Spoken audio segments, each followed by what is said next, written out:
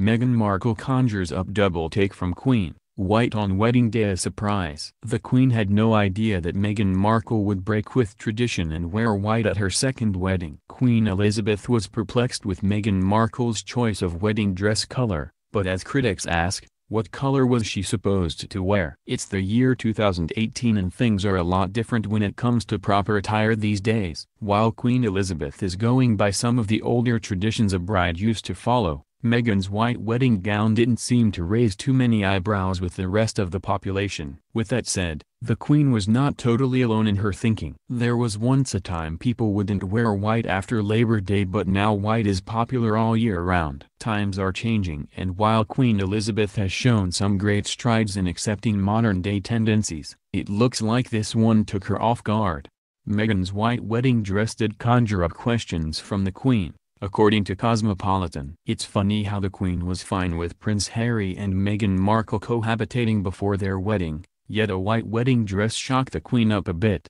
Apparently, Queen Elizabeth thought that Meghan wouldn't wear white because it's her second marriage. This new report comes on the heels of rumors that the Queen is requesting Meghan Markle tone down her Hollywood-like attire. A white wedding gown was once reserved for virgins, but once the 60s and free love rolled into town, that tradition faded. Still, even after that decade, someone who was married once before did not embarrass themselves in a white wedding gown. But that tradition eventually fell to modern times as well. Meghan Markle is much like Kate Middleton, who entered into the royal family before her. Both women come from a place in modern times where they do things differently than some royal protocols might indicate. This tradition really started with Prince Harry and Prince William's mom, Princess Diana. It seems Diana blew some fresh air into stuffy old traditions and people loved her for that. Now Kate and Meghan arrive on the royal scene decades later with even more modern ways that don't always coincide with royal tradition. As far as Meghan wearing white on her wedding day,